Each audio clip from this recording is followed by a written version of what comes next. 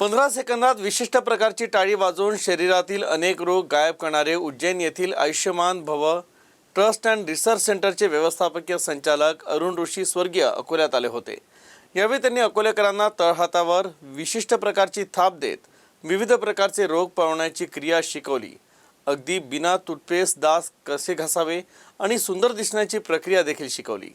या कार्यक्रमात अरुण ऋषी यांनी पॉवरपॉईंटद्वारे सादरीकरण करीत अगदी 15 सेकंदात टाळी वाजवून आपण आपले रोग कसे पळवू शकतो याचे प्रात्यक्षिक सादर केले।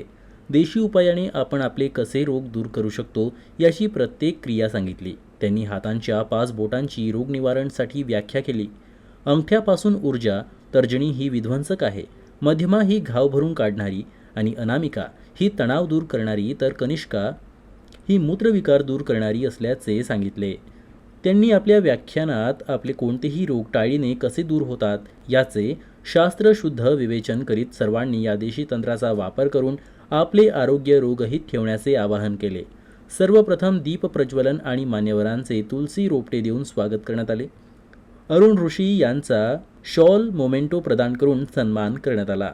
प्रास्ताविक यंग इंडिया बिझनेस क्लबचे MD ॲडव्होकेट देवेंद्र अग्रवाल यांनी करीत क्लबच्या औद्योगिक व सेवाभावी कार्याची माहिती दिली। यावेळी ॲडव्होकेट मोहता यांनी आपले मनोगत व्यक्त करीत या उपक्रमाची प्रशंसा केली। बिझनेस क्लबचे चेअरमन रमाकांत खेतान यांनी स्वागतपर मनोगत व्यक्त केलं। सर, मैं उज्जैन से हूँ।